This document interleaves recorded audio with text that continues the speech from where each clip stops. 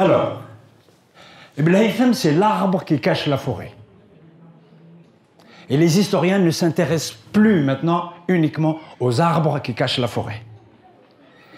Et on ne peut parler de ce géant, considéré comme géant par tous les historiens des sciences, en particulier de la physique et des mathématiques, toutes nationalités confondues, si on n'a pas une vision relativement claire de ce qui a permis l'avènement de ce savant et de ce qui a permis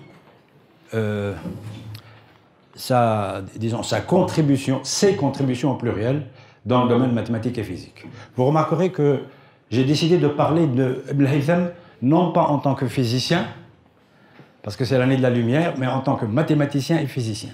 Parce que ses travaux sont indissociables sur le plan des mathématiques, de l'astronomie et de la physique, comme vous allez voir. Et s'il a fait ce type de physique, c'est parce qu'il était mathématicien. Et s'il a établi certains résultats de mathématiques, en particulier au niveau épistémologique, c'est parce qu'il était physicien. Et ça, le grand public, même cultivé, ne le sait pas. C'est les résultats des recherches de ces 30 dernières années. Comment connaît-on la vie d'Ibn Haytham? Nous avons quelques références bibliographiques. En dehors de ces références, ce sont des discours ou des reprises plus ou moins approximatives d'informations tirées de ces références. Le plus ancien, Kitab Tatimmat Siwan al-Hikma, et celui qui vient après, Tarikh al-Hukama d'Ibn al-Qifti. Donc le premier de Bayhaqi, XIIe siècle, supplément au recueil de la sagesse. C'est un ouvrage biobibliographique qui contient des informations dont la majorité ne sont pas crédibles, ne sont pas confirmées en ce qui concerne Ibn Haytham. Donc il y a des anecdotes déjà à cette époque-là. Et paradoxalement, les informations les plus fiables, on les trouve dans des ouvrages du XIIIe siècle, mais pas du XIIe.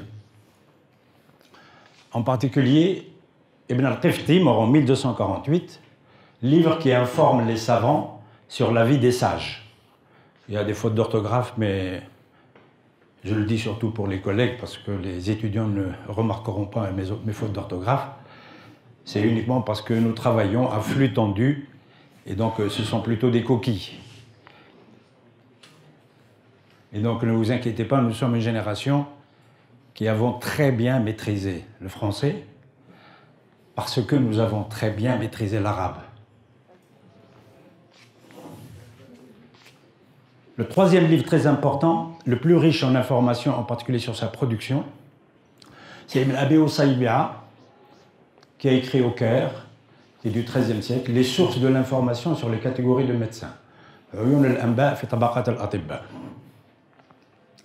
Et enfin, la dernière source, qui est pour nous la plus importante, mais qui est partielle, ce sont les écrits d'Ibn Haytham lui-même. Les écrits scientifiques, les écrits physiques, les écrits aussi bio-bibliographiques. Parce que nous avons une chance extraordinaire que le dernier bibliographe, Ibn Abi Usaybi'a, a parlé d'Ibn Haytham parce qu'il a considéré qu'il était médecin.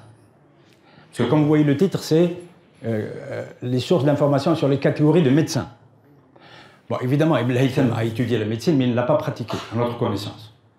Mais Ibn Abi Usaybi'a, par cette démarche méthodologique de récupérer tous ceux qui ont fait un peu de médecine, c'est le seul qui a donné des informations sur plusieurs pages, parce qu'il a découvert, au Caire, des documents écrits par Ibn Haytham lui-même, et qui donnent la liste de ses travaux jusqu'à telle année.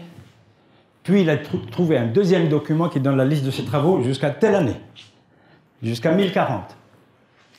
Et comme nous avons trouvé un livre qui est daté d'un peu après, donc on pense qu'il a vécu après 1040.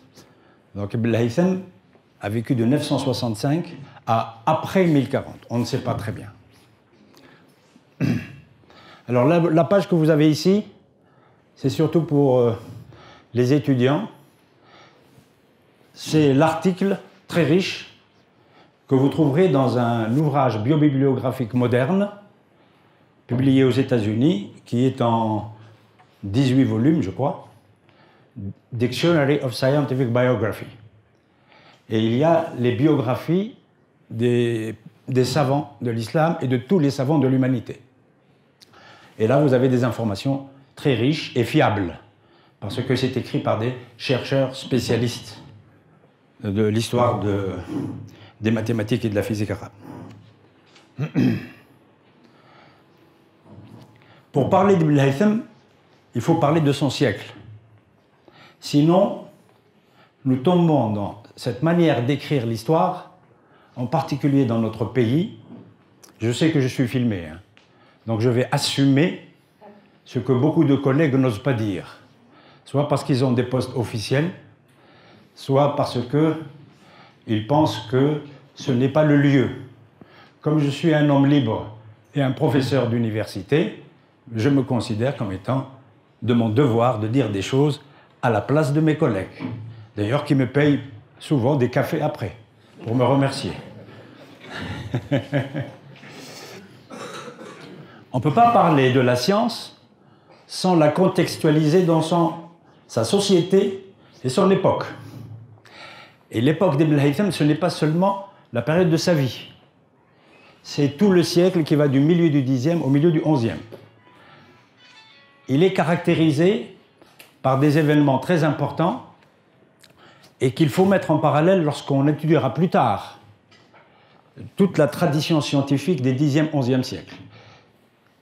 C'est le siècle très paradoxal des bouleversements idéologiques en pays d'islam, puisque c'est dans ce siècle qu'apparaissent, contrairement à toute attente des musulmans eux-mêmes, compte tenu de leur mentalité de sujet de l'empire musulman avec un calife à Bagdad, apparition de 3 califats.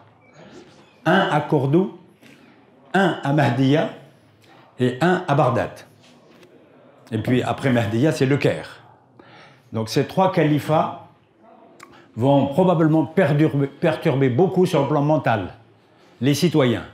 Comme les scientifiques sont des citoyens aussi, donc nous pensons que si un jour on écrivait l'histoire des mentalités de cette civilisation, histoire qui n'est même pas ébauchée aujourd'hui, eh bien peut-être qu'on comprendrait on aurait des réponses à certaines interrogations dont on ne trouve pas les réponses dans les textes strictement scientifiques. Il faut sortir du domaine scientifique pour aller dans le domaine de la vie de la société, le domaine culturel, le domaine religieux, le domaine idéologique, le domaine militaire, politique, etc., etc. Bien.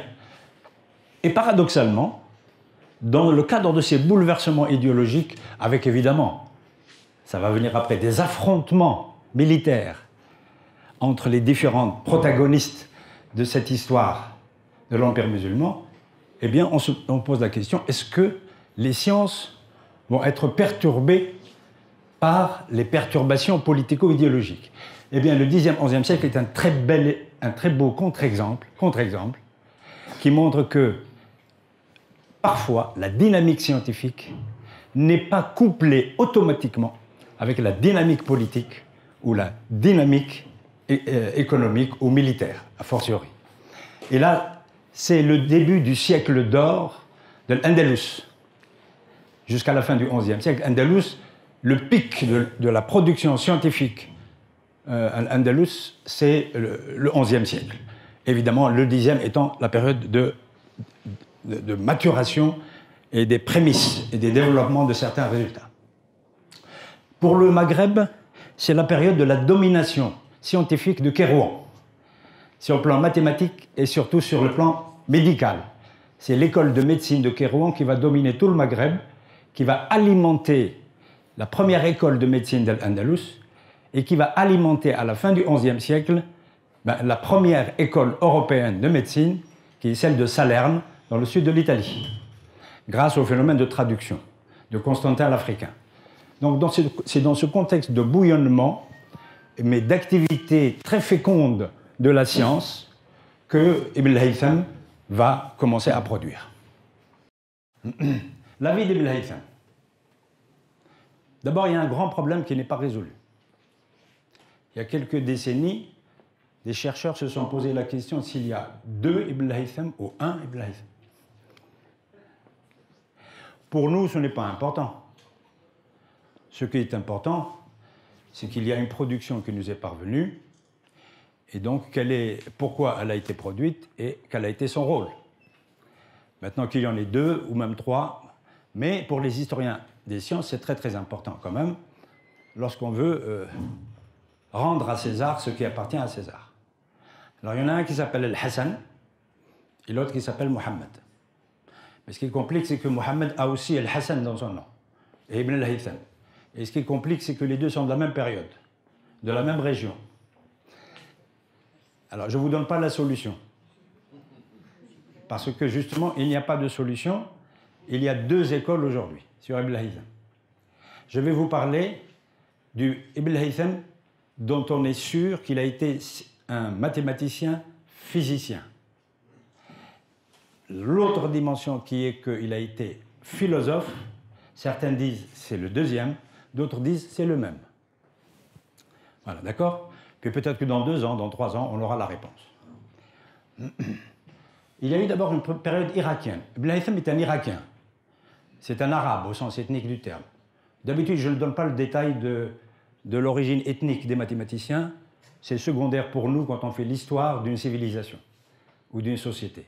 C'est secondaire aussi qu'ils soient musulmans, chrétiens, juifs. Ah, j'ai dit une phrase qui ne va pas plaire à certains étudiants. Alors je répète quand même. Pour nous, historiens, c'est secondaire qu'Ibn al-Haytham ait été chrétien, juif, musulman ou païen.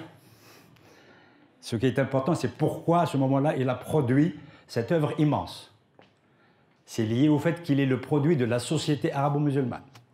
C'est plus important que son origine au niveau individuel. Bien. Alors, il est né à Basra. Bassora. Formation scientifique et philosophique. Nomination à un poste officiel, l'équivalent de secrétaire d'État aux finances. Il refuse le poste et il simule la folie. Ça, c'est peut-être une légende. Je vous signale les légendes. Hein. Bien. Ça fait très joli qu'un savant brusquement devient fou parce qu'il ne veut pas faire de la politique. Il y en a d'autres qui ont accepté d'arrêter de faire de la science et de faire de la politique. Vous en connaissez quelques-uns. À leur risque et péril. Il a séjourné à Bagdad. Quand? On ne sait pas. Il a séjourné à Ahwaz. Pourquoi on a ces informations? Aucun bibliographe ne donne ces deux informations. C'est lui qui les donne dans des textes. Donc il faut connaître les textes scientifiques. Mais il ne dit pas pourquoi. Qu'est-ce qu'il est allé faire là-bas? Ensuite, à un moment donné, il avait à peu près 30 ans. Il va en Égypte. Pourquoi? Alors il y a la légende, et puis il y a l'histoire à écrire, parce que nous n'avons pas toutes les informations. La légende, comme elle est très belle, je vais juste la résumer, puis après, si vous voulez des détails. Les détails sont chez Ibn Abi Usayba.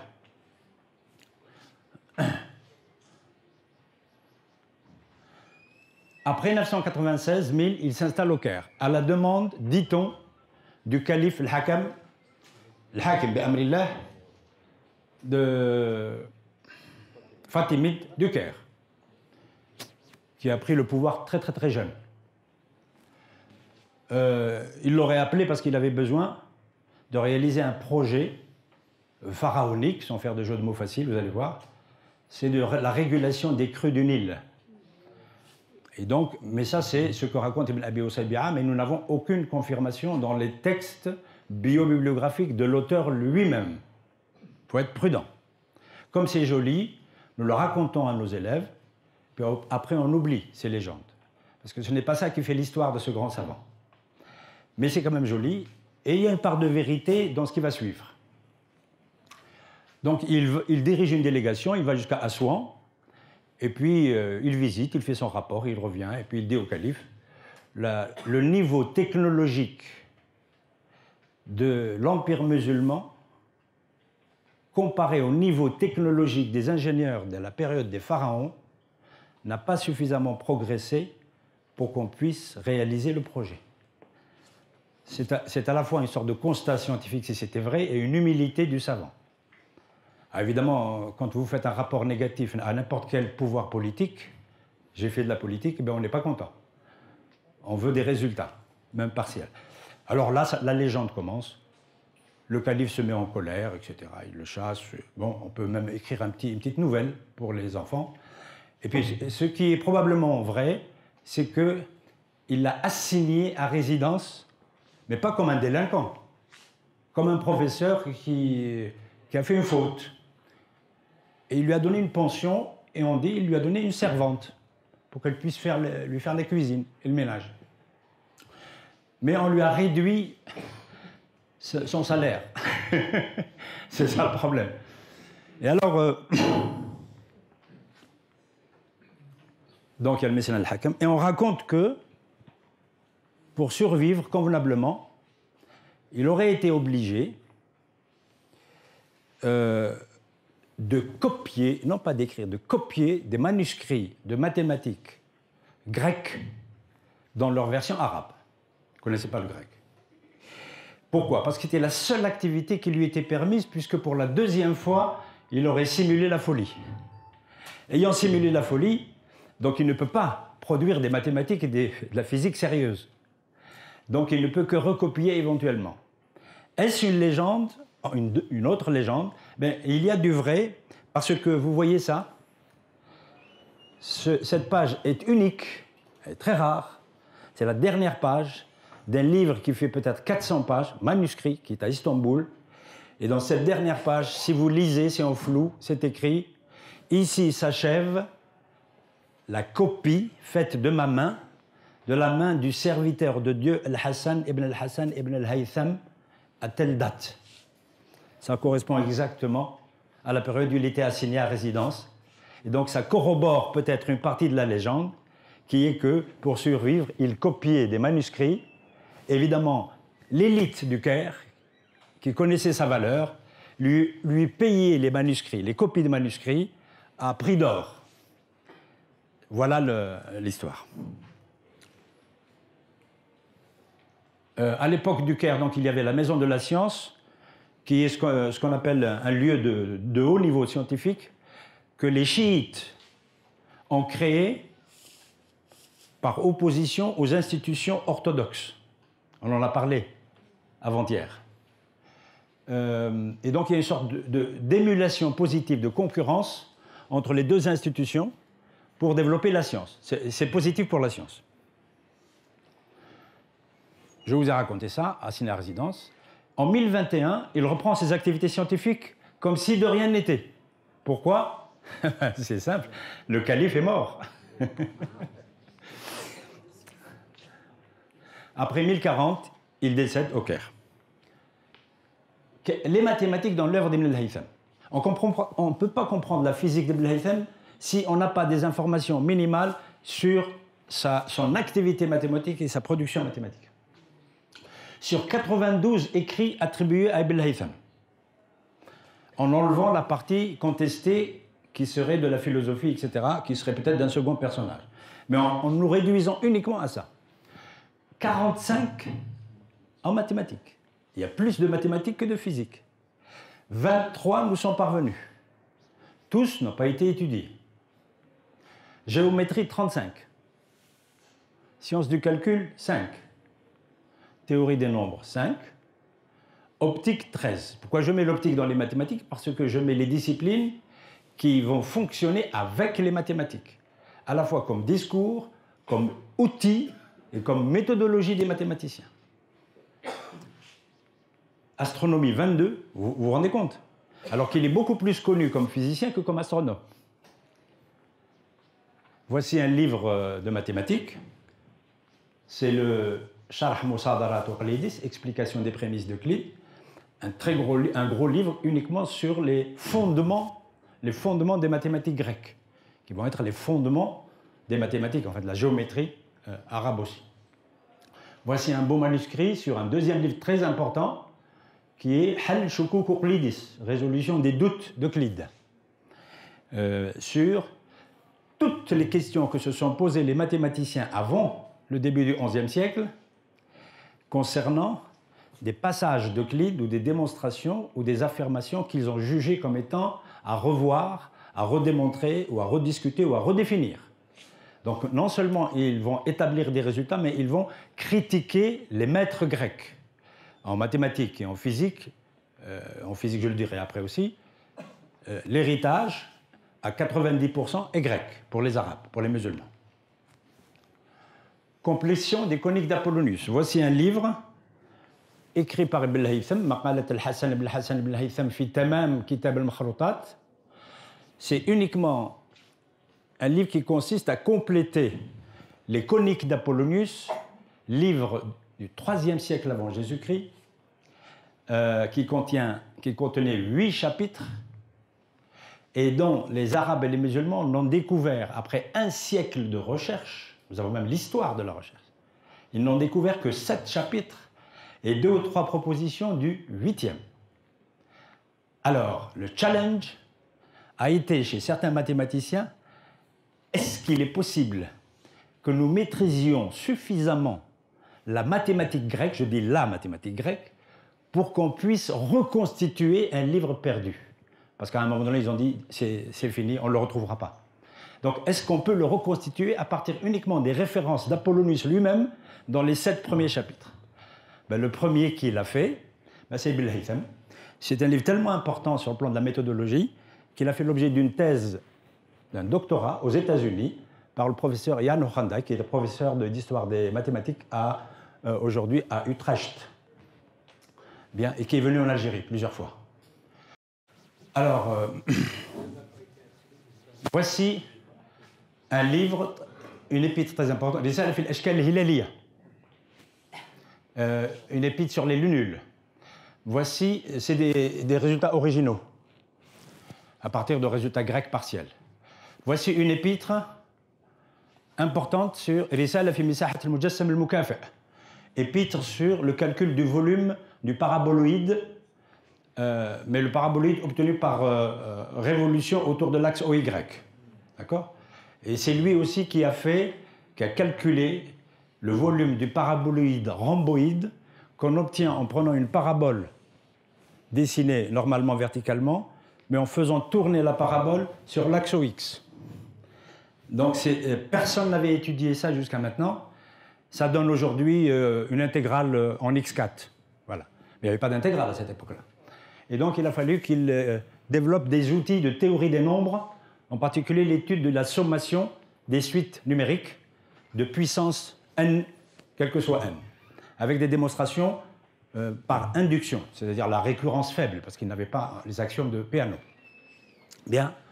Donc ces contributions en mathématiques sont très originales dans certains domaines. C'est un vrai chercheur. Voilà.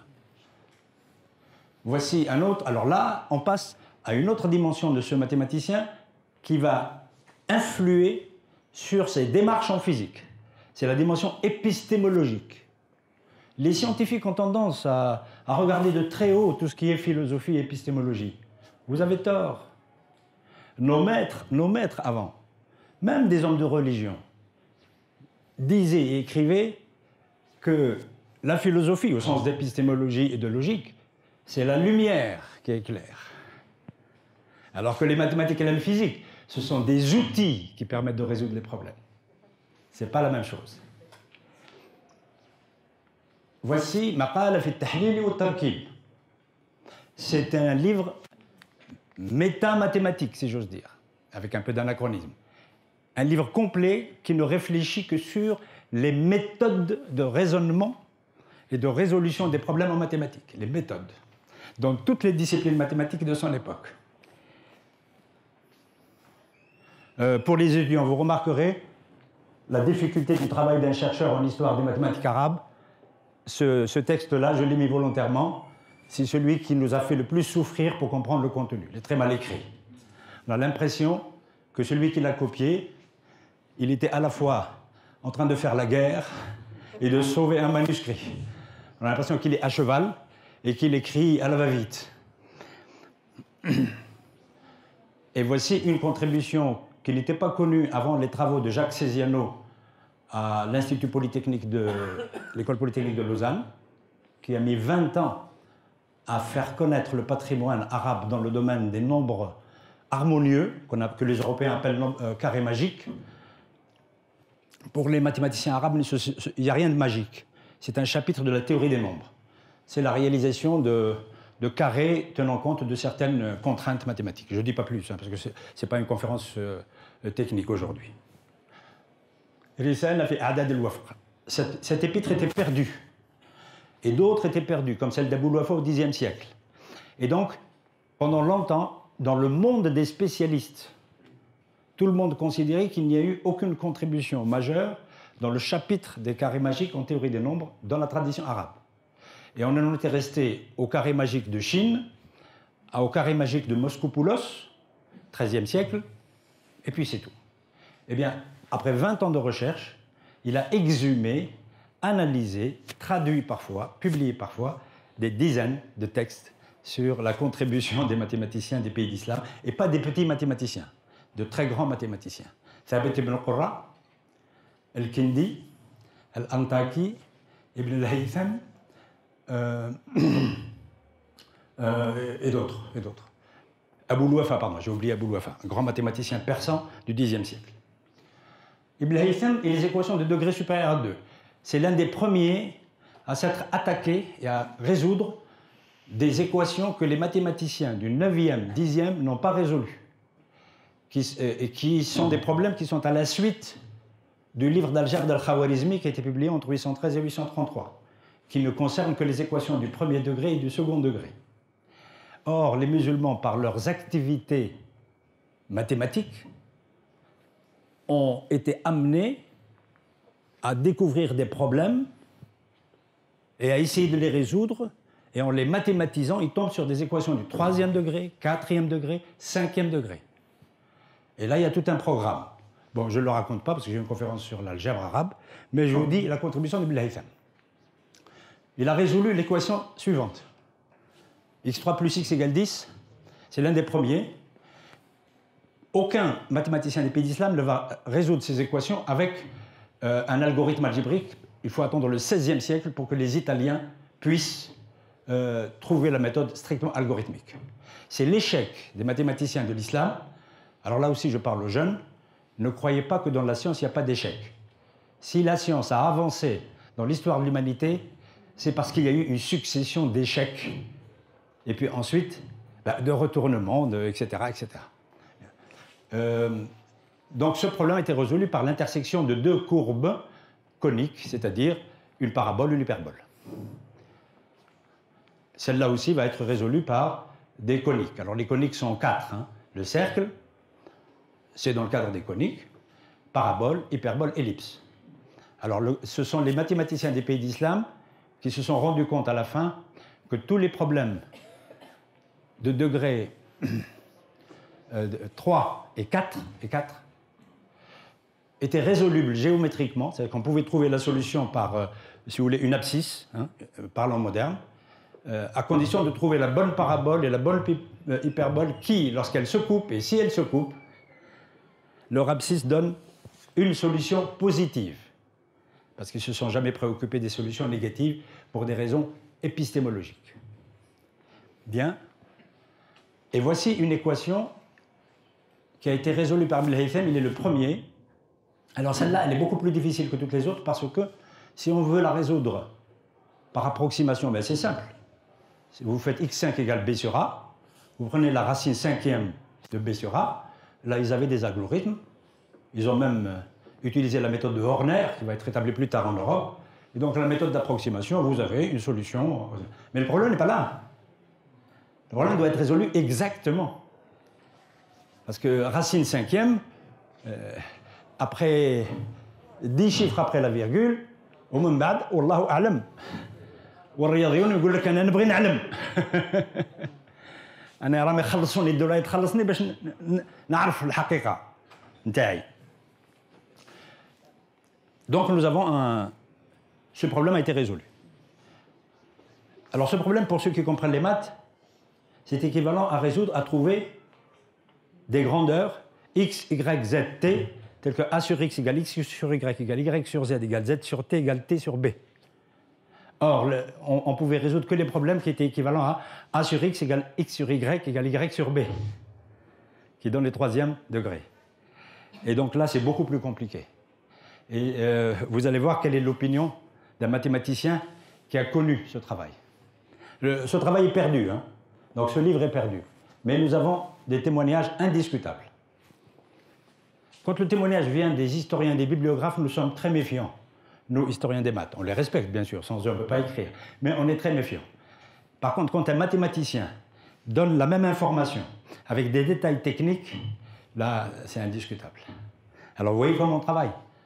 C'est-à-dire qu'on travaille d'une manière sérieuse. Vous avez remarqué, il n'y a pas de discours idéologique dans ma conférence depuis 30 minutes. D'accord? Les jeunes, je parle des jeunes là. Vous ne réagissez pas, d'accord? Voilà. En science, il faut éviter le maximum le discours idéologique. Au maximum. Pour votre vie privée, vous faites ce que vous voulez. Résolution de l'équation du 4e degré donnant la solution du problème d'Alhazen. Eh bien, ce problème n'est pas un problème de mathématiques pure. J'en parlerai tout à l'heure. C'est un pur problème de physique, d'optique. Ben, si Ibn Haytham n'était pas mathématicien, il n'aurait pas résolu ce problème.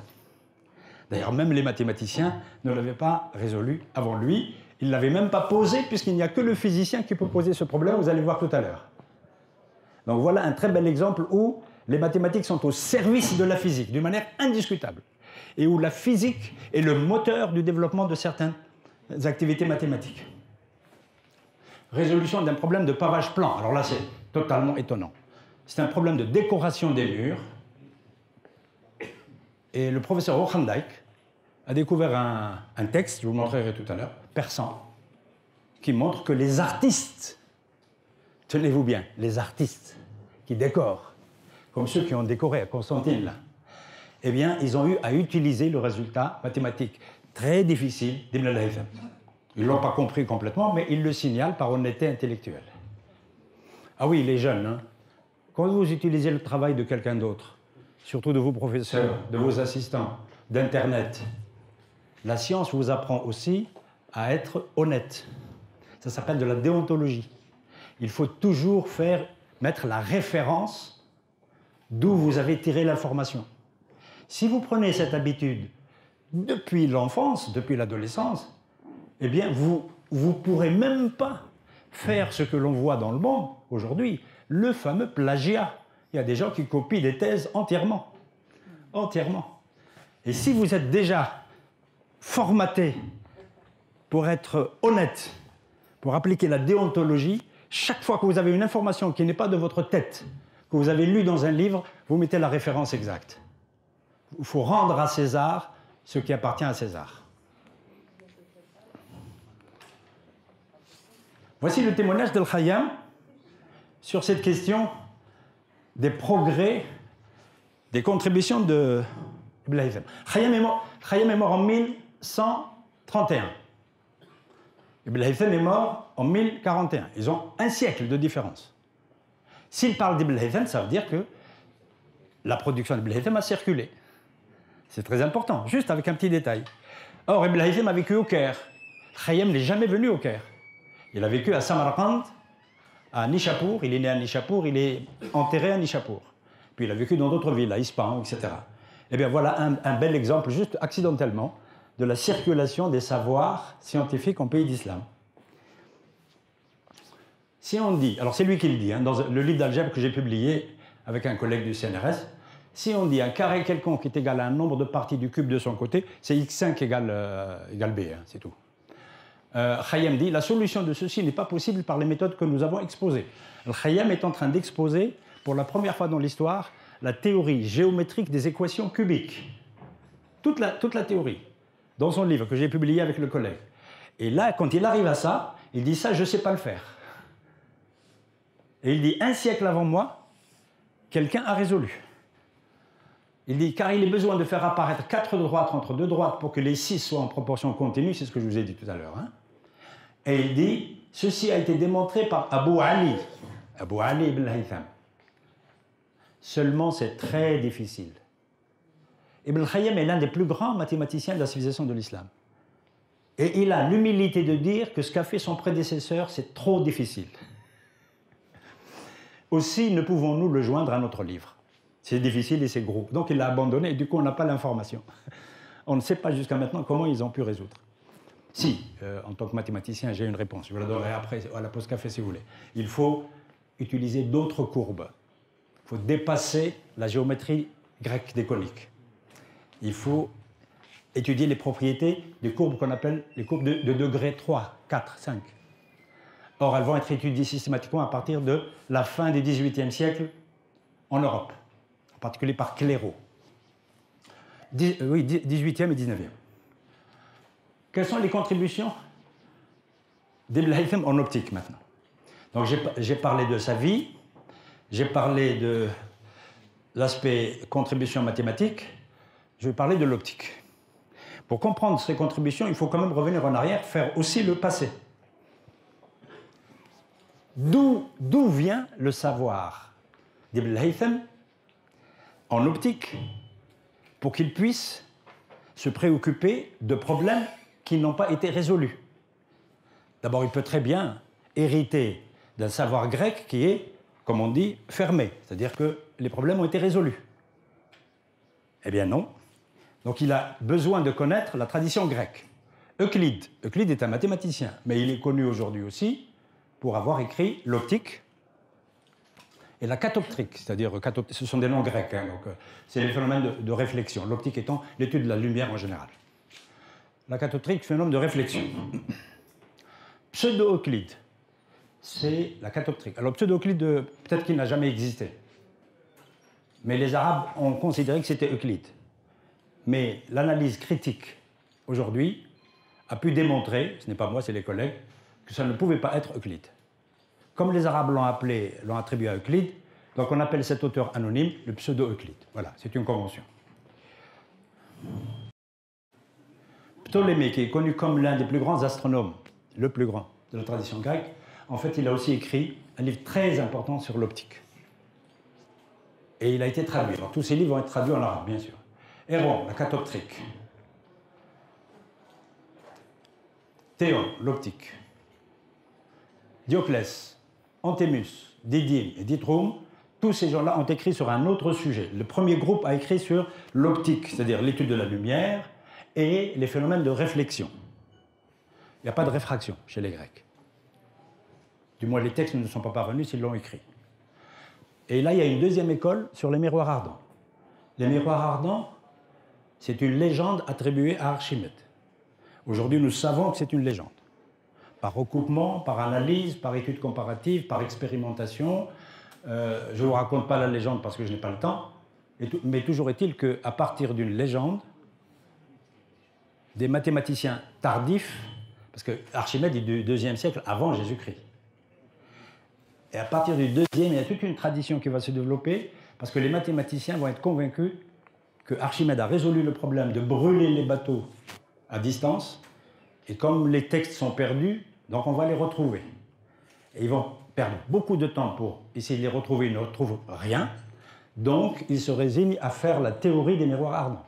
Or, c'est une théorie très difficile. Et ils vont la commencer. Eh bien, les Arabes vont traduire tous ces livres.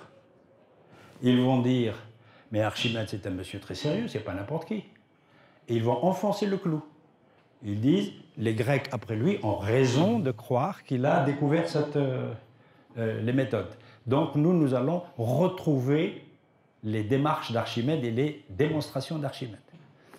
Et surtout, ils vont être financés par l'État, le pouvoir politique et le pouvoir militaire, qui, nous avons des éléments, qui vont tout faire pour encourager les scientifiques à les aider à réaliser technologiquement les miroirs ardents, parce qu'ils étaient en guerre, ils resteront en guerre contre la flotte la plus puissante de Méditerranée, celle de Byzance, depuis le 8e siècle jusqu'au début du 15e siècle. Puisque Byzance ne sera prise par les musulmans qu'en 1453. Bon, il y a un problème avec le...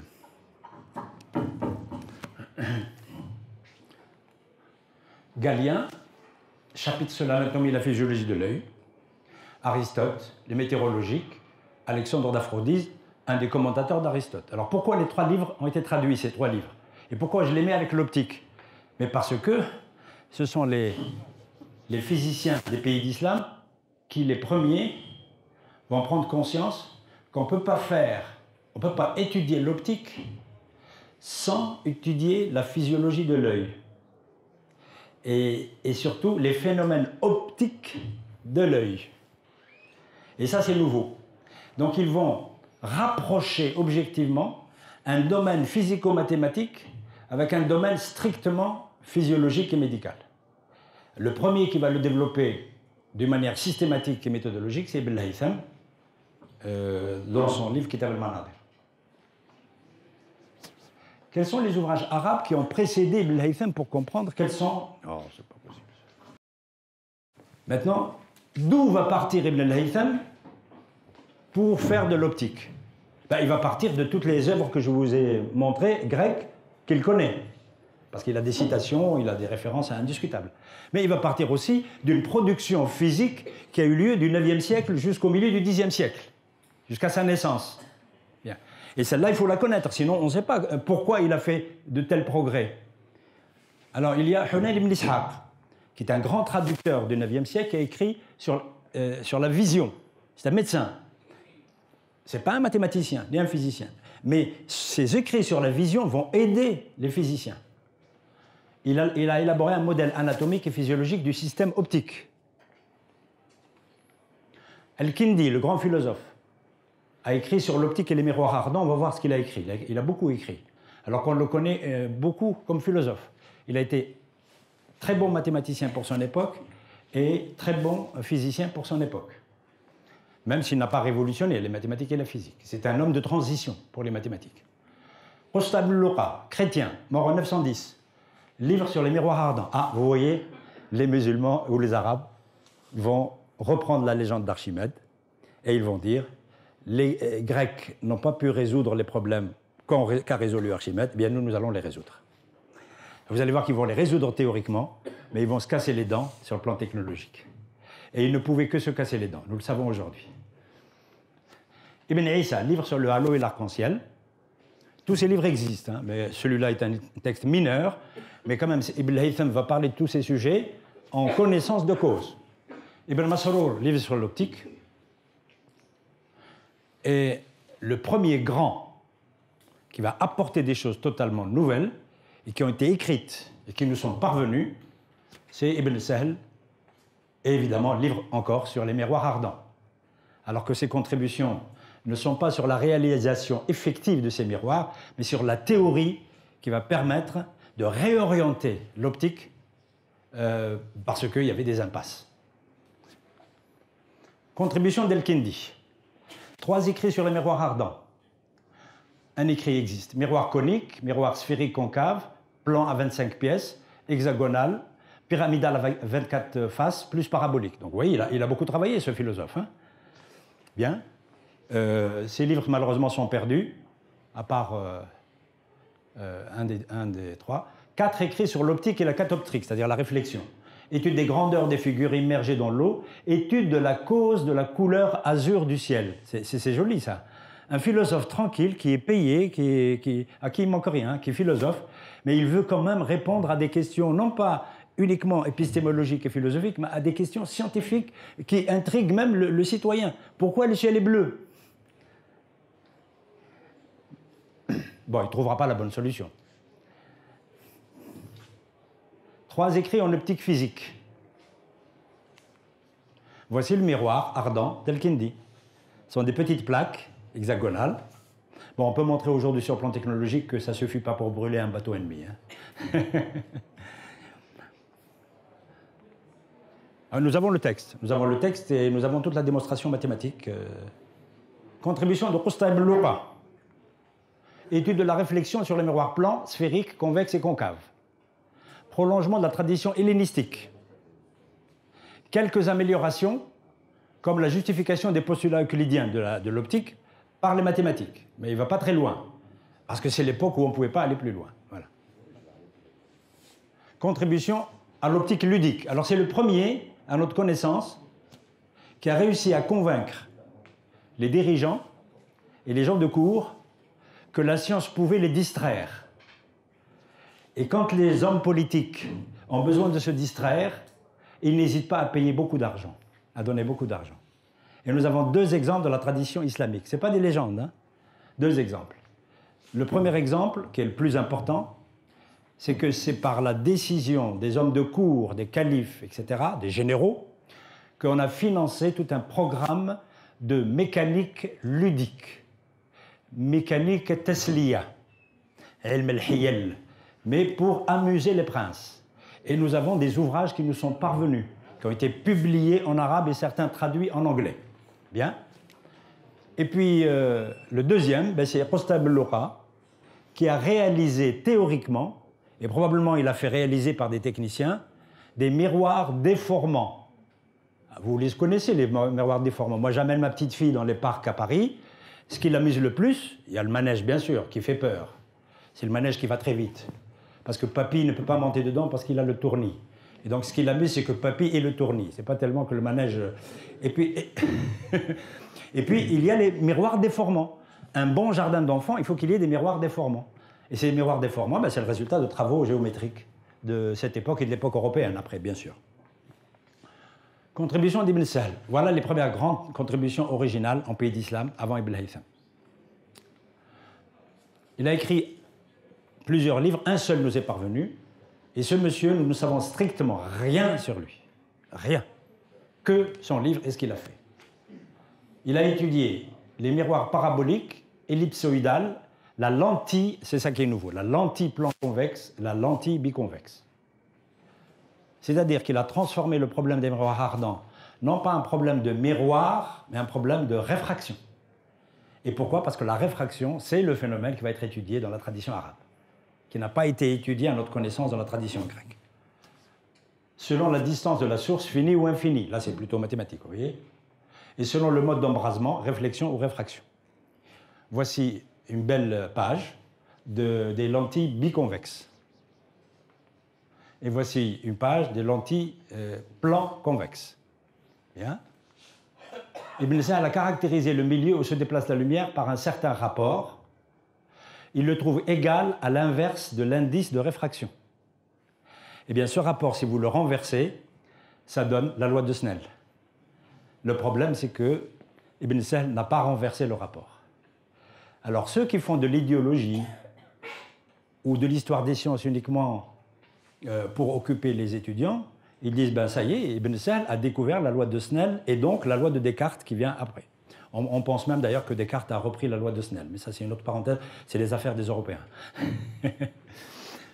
Mais là ben, les historiens des sciences sont partagés. Il y a ceux qui disent, sur le plan épistémologique, tant qu'un résultat nouveau n'est pas exprimé explicitement et qu'il n'a pas été pris en compte par les hommes de science de l'époque et qu'il n'a pas été utilisé, c'est-à-dire le domaine d'application, eh bien, il n'a pas d'histoire. Il ne peut pas écrire son histoire, donc le résultat n'existe pas.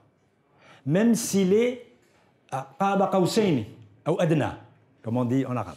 Même s'il est à quelques millimètres du résultat, il n'a pas pensé à ce résultat. Alors là, le problème, ce n'est pas qu'il n'est pas intelligent. C'est parce que tout simplement, il n'était pas préoccupé par ce résultat.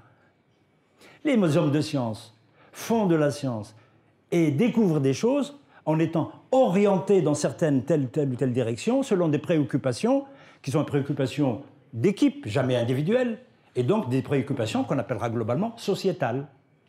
Il n'était pas préoccupé pour découvrir la loi de Snell, tout simplement. Quels sont les écrits d'Ibn Haytham en optique? Le discours sur la lumière, l'épître sur l'arc-en-ciel et le halo, l'épître sur la visibilité des astres, l'épître sur la formation des ombres. Vous remarquerez quand même que sa formation astronomique va jouer beaucoup aussi, donc c'est un astronome. Épître sur la forme de l'éclipse, épître sur la sphère ardente, et puis évidemment le livre d'optique. Là il me manque, c'est bizarre, hein. L'appareil a des problèmes. Voici le livre, justement, qui n'apparaît pas en dessous. Il y a 13 livres. C'est le livre de l'optique. Il fait 7 chapitres. Il fait à peu près, dans les manuscrits, 600 ou 700 pages. C'est gros, hein, c'est vraiment gros. Et donc là, c'est l'œuvre majeure les spécialistes européens d'aujourd'hui, d'histoire des sciences, reconnaissent que c'est l'œuvre majeure depuis l'Antiquité, en optique, hein, jusqu'à la veille de la publication des travaux de Descartes. C'est l'œuvre majeure. Alors vous allez voir pourquoi. Pas seulement pour les résultats, ce sont les méthodologies aussi qui comptent. Et voici une œuvre majeure qui a redonné vie à l'œuvre du mathématicien du XIe siècle et physicien. C'est un historien des mathématiques qui a représenté la première grande école d'histoire des mathématiques en pays arabe. C'est la première et la dernière. C'est celle d'Égypte, du Caire. C'est Mustapha Nadhif. Alors il y avait toute une équipe de physiciens, de médecins, de mathématiciens qui ont créé l'association d'histoire des sciences dans les années 40 et qui ont duré pendant des années et qui avaient une revue. Et la revue, j'ai réussi à avoir tous les exemplaires sauf un. Ils ont publié 8 exemplaires, 8 numéros ou 9. Je les ai grâce au cadeau que m'a fait mon ami Khalil Jawish, chercheur en histoire des sciences, un Égyptien d'origine libanaise, de confession orthodoxe grecque. Je précise parce qu'il me dit, quand tu parleras de moi, tu diras toujours que je suis un arabe chrétien, orthodoxe grec. Et il a décidé que tous les livres d'histoire des mathématiques, quand ils disparaîtraient, me reviendraient à moi. Et donc j'ai la première édition, c'est celle-là, qui fait un très gros livre, de toute l'analyse des 7 chapitres du livre d'optique d'Ibn al-Haytham, analyse en tant que mathématicien, physicien et historien. Elle n'a pas été dépassée jusqu'à aujourd'hui. Et il y a maintenant une nouvelle édition faite par Sesguin en 2 volumes. Voilà. Quels sont les thèmes optiques étudiés par Ibn al-Haytham? Étude de la vision binoculaire. Ah, vous voyez déjà, ça l'intéresse beaucoup ce qui se passe dans les yeux. Pas seulement l'optique géométrique. Expérimentation des premiers modèles de chambre noire à simple et double ouverture, comme a dit la collègue tout à l'heure, mais j'ajouterai quelque chose. C'est pour confirmer le déplacement rectiligne des rayons lumineux, seulement. Pas la chambre noire qui est l'ancêtre de la photographie, l'appareil photographique. Alors les historiens se posent la question, est-ce qu'il a découvert le concept de chambre noire, appareil photographique? Eh bien maintenant nous disons oui, même si il lui a pas réservé un texte. C'est parce que comme il a étudié l'œil en tant qu'instrument optique, il a été amené à faire des expériences, cette fois-ci, où il a montré que l'image, lorsqu'elle arrive à l'œil, au fond de l'œil, elle est inversée et qu'elle fait fonction de chambre noire. Donc en fait, il a utilisé une chambre noire une 3e fois, mais indépendamment de cette expérience où il voulait juste montrer le déplacement rectiligne des rayons. Donc il faut être très très fin quand on fait l'histoire des sciences. Hein. Ce n'est pas dans un texte, mais il l'a utilisé. Alors là, c'est un peu plus fort quand même. Il l'a utilisé, ça veut dire qu'il a maîtrisé le concept en tant que tel. Alors, pourquoi il n'est pas allé plus loin? Pourquoi il n'a pas inventé l'appareil photographique? C'est la même question. Ibn Sahl, il a trouvé la dimension théorique des lunettes. Des lunettes grossissantes, des lunettes qui réfléchissent, enfin qui réfractent, pardon. Il n'a pas fait le reste parce que la société peut-être n'était pas préoccupée par les lunettes en tant que telles. S'il y avait eu la lunette de l'époque de Galilée, probablement les astronomes auraient fait quelques pas nouveaux et ils seraient sortis de l'astronomie de position, qui est l'astronomie grecque, dans laquelle ils ont fait certains progrès, mais ils ont été enfermés dans ce qu'ils appellent eux-mêmes l'astronomie des structures. Et donc, ils auraient pu sortir et rentrer dans la préhistoire de l'astrophysique. Je dis des grands mots, hein, juste pour vous surprendre. Explication du phénomène de la réfraction par la relation entre la vitesse de la lumière et la densité du milieu traversé. Étude des aspects géométriques des miroirs ardents. Étude originale mais incomplète du phénomène de l'arc-en-ciel. C'est un exemple qu'il faudrait enseigner aux étudiants d'optique pour montrer comment l'échec permet de trouver le vrai résultat, mais en passant par des erreurs. Quels sont les problèmes nouveaux résolus par Ibn al-Haytham? Propriété de la lentille sphérique, c'est lui. Propriété du dioptre sphérique. C'est le même phénomène, mais ce n'est pas une lentille nécessairement. C'est une paroi sphérique. Comme instrument ardent et comme instrument optique. Alors là, c'est aussi intriguant parce qu'il a étudié le dioptre comme instrument optique, donc c'est la même remarque sur la notion de lunettes de vue. Et le problème d'Alhazen. Alors, le problème d'Alhazen, c'est un problème qui porte le nom d'Ibn al-Haytham latinisé. Parce que Al-Hazen, c'est la latinisation de son prénom Al-Hassan, tout simplement. Parce que les latins n'arrivaient pas à prononcer son nom qui était à tire-bouchon, Al-Hassan ibn al-Haytham. Alors qu'est-ce qu'ils ont? Ils ont enlevé Ibn al-Haytham, ils ont enlevé un Hassan, il y en a un qui suffit, et ils l'ont hébraïsé en fait, parce que c'est une hébraïsation. Al-Hazen. Voici le problème d'Al-Hazen. Déterminer sur la surface d'un miroir un point tel que si un rayon lumineux partant d'un point donné extérieur au miroir et passant par le point cherché de la surface du miroir, eh bien, aboutit à un point fixé à l'avance. Alors, comme j'ai été rapide, voici une autre lecture qui est plus claire. Vous avez une table de billard, c'est le même problème. Vous avez une boule rouge et une boule blanche.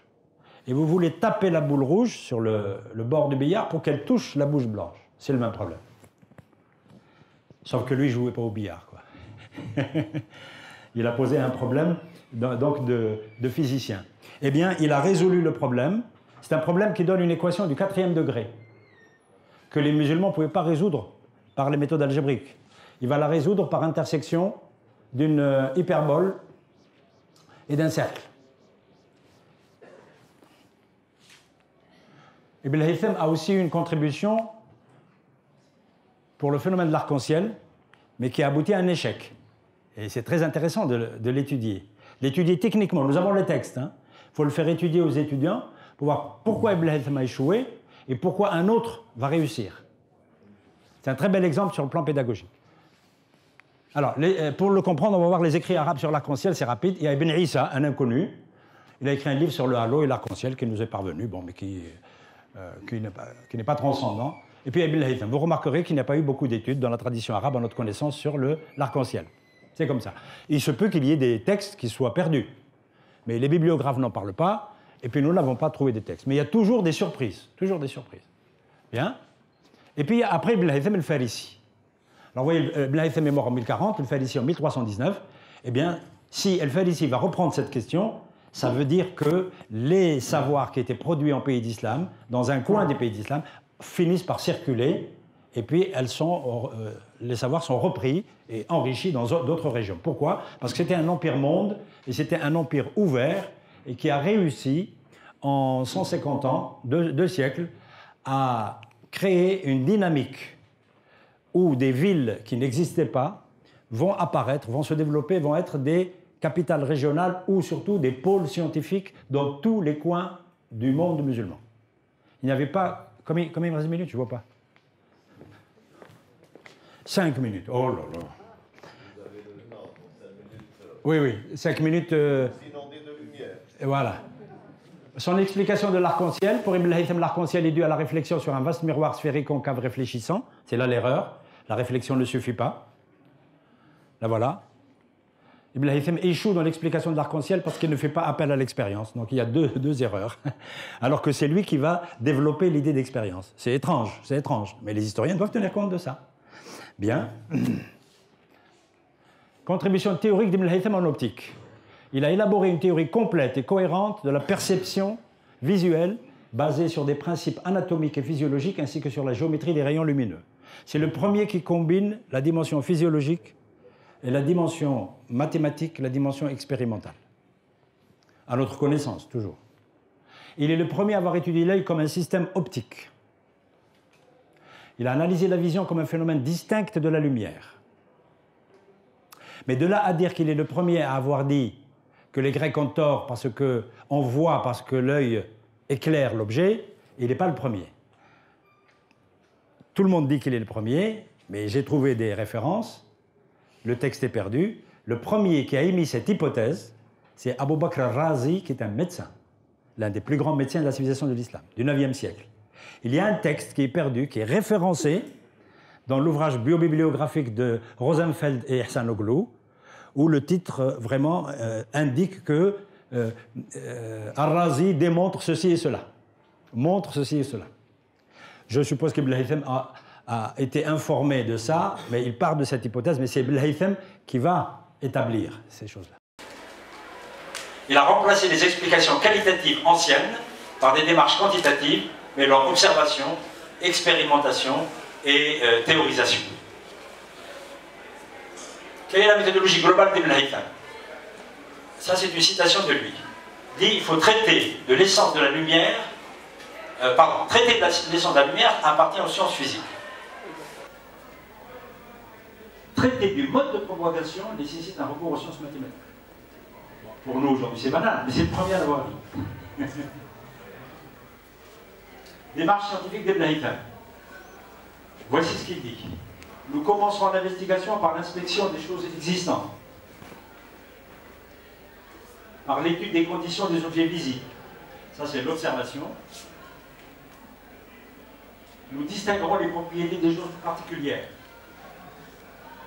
Nous relèverons par induction, donc observation, première expérimentation, induction, expérimentation par l'induction, ce qui concerne l'œil pendant la vision, ce qui est uniforme et qui ne change pas, ce qui est du point de vue de la sensation, manifeste et non sujet au doute. Puis nous nous élèverons dans l'étude de la confrontation de manière graduelle et ordonnée, en critiquant les prémices et en étant prudent au niveau des résultats. C'est très important sur le plan de la méthodologie, qui est tout à fait moderne. Hein. Résumé de la démarche d'Ibn al-Haytham.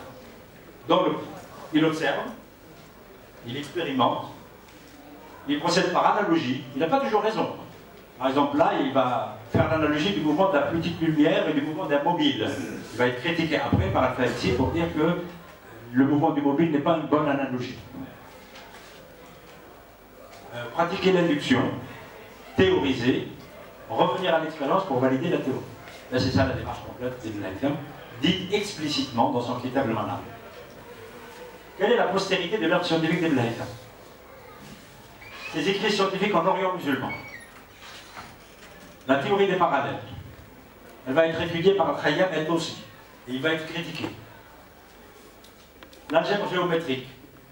Eh bien, Al-Khayyam va citer Ibn al-Haytham et va dire que lui, il fait une théorie complète des équations du 3e degré, du degré 3, mais Al-Khayyam est allé encore plus loin. Je vous ai donné la citation tout à l'heure. Donc ça veut dire qu'il avait le texte sous les yeux. Les utilisations anonymes. Ben voici une utilisation anonyme, ce sont les décorateurs qui vont utiliser le résultat d'Ibn al-Haytham. Et enfin la théorie de l'arc-en-ciel. Alors, c'est le faire ici. Voici le jugement d'Al-Khayyam sur les initiatives d'Ibn al-Haytham. Ça, nous sommes sûrs qu'il a lu ces textes. Hein. Alors vous allez voir, il est dur. Hein. Il dit d'Ibn al-Haytham, mais qu'est-ce qui lui a pris d'introduire la notion de mouvement en géométrie? C'est une hérésie aux yeux des Grecs, au nom d'Aristote et au nom d'Euclide. Alors il dit, ce sont là des propos qui n'ont aucun rapport avec la géométrie. C'est Al-Khayyam qui critique Ibn al-Haytham. Et cela a plusieurs points de vue. Donc par exemple, comment une ligne peut-elle se mouvoir sur deux autres lignes en demeurant élevée de la même manière? C'est des questions pertinentes. Et quelle preuve que cela soit possible? Ou encore, comment la ligne peut-elle être engendrée par le mouvement d'un point alors qu'elle lui est antérieure de par l'essence et l'existence? Ça, c'est Aristote qui parle. Et voici la décoration. Vous voyez ce petit dessin? C'est un pavage. C'est-à-dire que si vous le multipliez en haut, en bas, etc., vous faites une belle décoration murale. Mais ce pavage, d'abord, c'est le module élémentaire. Ce pavage, bon, il y a de l'arabe ici, mais l'arabe camoufle la dimension géométrique. La dimension géométrique, c'est ça. C'est ça, c'est des figures identiques 4 et le carré au milieu. Eh bien ça, c'est une figure très difficile à réaliser mathématiquement. Voilà un autre pavage joli. Mais voici mathématiquement. Il s'agit de découper, comment découper un carré en un petit carré et en figures qui ne sont ni des losanges, ni des parallélogrammes, qui sont identiques. Ça donne une équation du 4e degré. Et Ibn al-Haytham l'a résolue. Là, je termine. L'apport d'Al-Farisi. Voici le livre d'Al-Farisi. Voici son édition, Tanqih al-Manadir. Eh bien, Al-Farisi, sa contribution s'inscrit dans le prolongement des travaux d'Ibn al-Haytham, traité sur la sphère ardente. Il a lu ce livre, et il a lu le livre de l'optique. Et ensuite, Al-Farisi va prendre une idée d'Ibn Sina et de Shirazi, qui était son professeur, Et il va combiner réflexion et réfraction, c'est ce qui manquait, et il va établir pour la première fois dans l'histoire la théorie exacte de phénomène de l'arc-en-ciel. Au même moment d'ailleurs qu'un scientifique européen qui s'appelle Friedrich Heiberg, mais qui ne se connaissaient pas. L'un était en Europe et l'autre était en Perse. Il ne fait pas de mesure, il se contente d'emprunter celle qui avait été faite par Ibn al-Haytham. Et là, il fait des erreurs. Il ne faut pas compter sur ses professeurs, toujours. Il faut les corriger, il faut oser les corriger. La démarche d'Al-Farisi, il expérimente le phénomène de l'arc-en-ciel en assimilant chaque gouttelette de pluie à une sphère emplie d'eau. Il réalise une expérience avec une chambre noire contenant une sphère recevant les rayons du soleil. Il ne peut le faire que s'il a lu Ibn al-Haytham. Il observe différents types d'arc-en-ciel, celui à une réflexion intérieure et réfraction, et celui à deux réflexions intérieures et à une réfraction. Il valide par l'expérience son analyse mathématique du problème, c'est-à-dire il est dans la démarche d'Ibn al-Haytham. Voilà un bon élève d'Ibn al-Haytham. Le premier, avant les Européens. Et voici le dernier qui a écrit sur l'optique. C'est un Syrien qui était à Istanbul. Il s'appelle Ibn Ma'rouf, 16e siècle. Kitab Nour Hadqat al-Absar wa Anwar Hadiqat al-Anzar. Le titre est très très joli, alors je vous le traduis. Livre sur la lumière de l'acuité des vues et les lumières du jardin des regards. Bon, c'est très poétique, mais en fait le contenu n'a rien d'original, c'est le résumé du traité d'Al-Farisi. Bon, c'est l'époque où on faisait des livres qui commentaient les autres ouvrages. Est-ce que les livres d'Ibn al-Haytham sont arrivés au Maghreb et en Andalus? Je terminerai sur ça. Eh bien, Al-Mu'taman, mathématicien du XIe siècle, nous savons qu'il avait dans sa bibliothèque, c'était le roi de Saragosse, mort en 1085. Il avait une riche bibliothèque. Il avait le Kitab Tahlil wa Tarkib que je vous ai montré, le livre d'analyse et de la synthèse. Il avait le livre des connus. Il avait peut-être le livre sur les isopérimétries, c'est un point d'interrogation. Il avait le livre d'optique. Le livre d'optique est arrivé très tôt. Ibn al-Haytham est mort après 1041 et Al-Mu'taman travaillait les mathématiques, la philosophie et la physique à partir de 1050. Donc vous voyez. Et en fait, la circulation était relativement rapide. Et j'ai même trouvé une trace d'un livre au Maghreb d'Ibn al-Haytham, c'est Ibn Haydour, mathématicien du XIVe siècle, du Maghreb extrême, qui est élève qui a commenté Ibn al-Banna, et il avait sous les yeux, apparemment, le livre sur la résolution des doutes d'Euclide. Voici une page du livre d'Al-Mu'taman, et voici la page où Ibn Haydour dit وحل جميع أشكال هذه المقالة إلى الشكل الأول منها ابن الهيثم في شكوكه عليه يعني على كتاب الأصول. C'est indiscutable. D'accord? Ben, cette petite phrase, vous voyez comment on travaille, c'est très difficile. Il faut trouver cette petite phrase et on met des décennies pour pouvoir, parfois par hasard, pour pouvoir enfin affirmer qu'un livre d'Ibn al-Haytham était à Fès ou était à Marrakech ou à Béjaïa. Sinon, il ne faut pas le dire. Les apports de l'optique arabe, rupture avec la tradition grecque antique, la lumière a une existence propre, étude de l'embrasement par réfraction, abandon de l'angle de déviation entre le rayon incident et le rayon réfracté, adoption de l'angle d'incidence et de l'angle de réfraction, tabulation du sinus des angles d'incidence et de réfraction. Et enfin, nouvelle démarche pour l'étude des phénomènes lumineux. Voici le jugement du plus grand scientifique, historien de l'optique français, Gérard Simon, sur l'optique arabe. Il dit l'optique, de géométrie du regard qu'elle était, c'est-à-dire avant, elle devient, pour la première fois, la science d'une entité physique. Et enfin, l'optique arabe en Europe, rapidement. Il y a d'abord l'anatomie, la physiologie de l'œil, certains livres vont être traduits en latin. Hunayn ibn Ishaq, Kitab al-Ayn, Amrad al-Ayn. Ali ibn Abbas, Pontegni, Ibn Rushd, Liber Canonis. On va utiliser des chapitres où il évoque l'optique. Al-Razi, Liber al-Mansurum, enfin, il évoque l'optique, excusez-moi, il n'évoque pas l'optique, la physiologie de l'œil. Yohanna ibn Sarapion, Practica. Ouvrage d'optique. Al-Kindi, livre de l'optique traduit en latin. Ibn Mu'adh, De Crépusculus traduit en latin. Ibn al-Haytham, Épître sur les miroirs, et le livre de l'optique. Malheureusement, les Européens n'ont pas connu tous les autres livres. Et ils n'ont pas connu Ibn Sahl. Peut-être qu'ils auraient avancé beaucoup plus vite dans les problèmes de réfraction pour les miroirs ardents. Et voici une page de l'optique d'Ibn al-Haytham traduite en latin. Alors le prolongement européen, il est connu, c'est toute une conférence, je m'arrête là. Robert Grostet, mais lui, il va connaître l'optique arabe uniquement à travers Al-Kindi. Le deuxième, le plus important, c'est Roger Bacon. Lui, il va connaître le livre d'Al-Kindi et surtout le livre d'optique d'Ibn al-Haytham. C'est la raison pour laquelle on a attribué à Roger Bacon l'introduction de l'expérimentation comme catégorie de la preuve pour la première fois dans l'histoire de l'humanité. En fait, il l'a reprise du livre d'Ibn al-Haytham, comme je vous l'ai montré pendant toute la conférence. Vitello, livre sur l'optique. John Peckham, Tractatus de Perspectiva. Tout ça est lié aux 7 chapitres du livre d'optique d'Ibn al-Haytham. Et enfin, Léonard de Vinci, qui a voulu résoudre le problème d'Al-Hazen, qui a échoué et qui va trouver une solution mécanique. Alors, moi, je ne le savais pas avant. Et, quand un mathématicien ne sait pas résoudre un problème de mathématiques, ben, il demande aux mécaniciens ou aux physiciens de l'aider. Alors lui, il a trouvé un système ingénieux pour trouver la solution. Les Grecs le faisaient déjà avant. Et enfin, Huygens, le grand Huygens de l'optique, qui a voulu résoudre le problème d'Al-Hazen avec l'algèbre, et il s'est cassé les dents. Et voici une image qui montre, c'est celle-là, c'est celle qui est ici, celle qui est ici. Mais ici, elle est contextualisée parce que c'est une couverture d'un livre d'astronomie européen du XVIIe siècle, 1647.